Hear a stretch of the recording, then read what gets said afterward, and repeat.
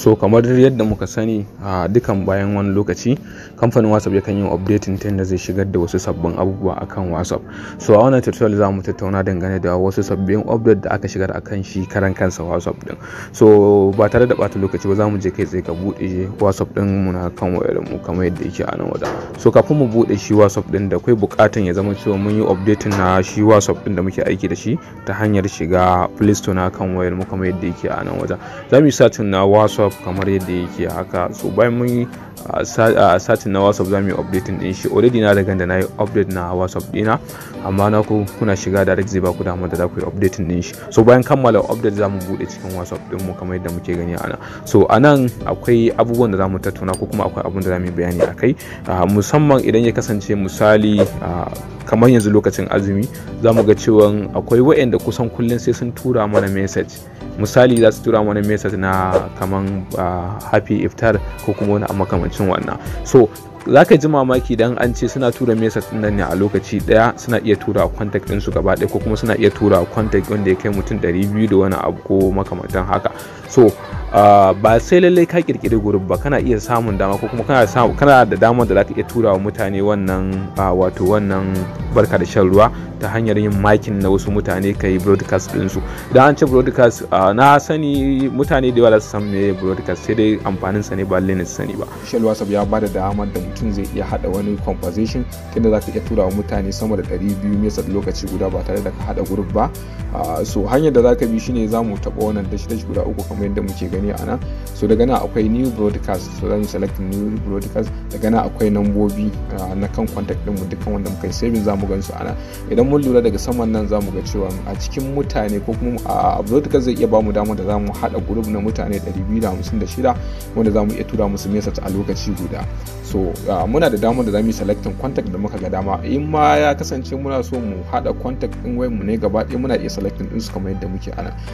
So bayan mun kammala selecting adadin mutanen da muke so mu tura wannan sako, so sai mu tafi alaman good wanda zai yi kaman yayi margin din su kenan ko kuma an hada mana su a maganar conversation da zamu tattauna da su. So abin da zamu rubuta a nan misali let's say kaman an sha ruwan da zamu ce barka da shan ruwa ko na makamancin haka. So muna iya typing dukkan abin da muka ga dama. Let's say wannan shine abin da muka rubuta na barka da shan ruwa. So idan muka tura wannan sakon zai je wa dukkan wayannan kwanta guda tare wanda muka hada su a cikin wannan broadcast din kamar yadda muke gani a nan wajen.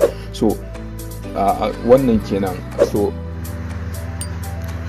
So bayan mun kammala da issue na broadcast, so daya update din idan misali ya kasance let's say a nan cikin group din nan akwai message da aka tura mun ko kuma message da wani ya tura, so ina so na samu karin bayani akai ko na makamancin haka. So akwai hanyar da zan bi. Misali wannan Abbas Prince ya tura wannan message, so ina so na yi mar tambaya dangane da wannan message da ya tura, sannan kuma misali rubutun dogo ne ba zan iya mishi bayani a takaice ba. So akwai hanyar da zaka iya bi wanda shi ma kamfanin WhatsApp ya sauka ga mutane. Na farko zaka yi selecting din shi, misali zaka yi makin na rubutun da ya tura kamar yadda muke gani ana. So bayan ka yi makin din shi sai ka zo daga nan wajen sai ka selecting wannan dash guda uku.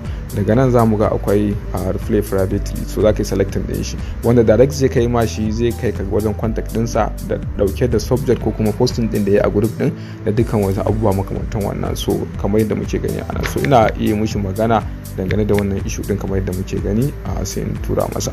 So wannan kenan.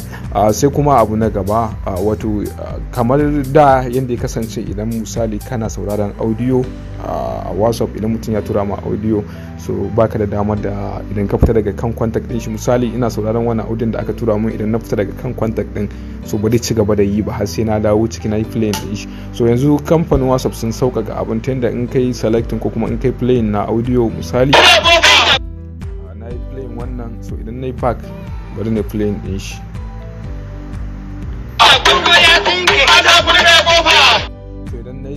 Idan na yi a playing din shi za mu ga koda na fito daga baya a saman nan kamar yadda muke gani zan iya ci gaba da playing din shi.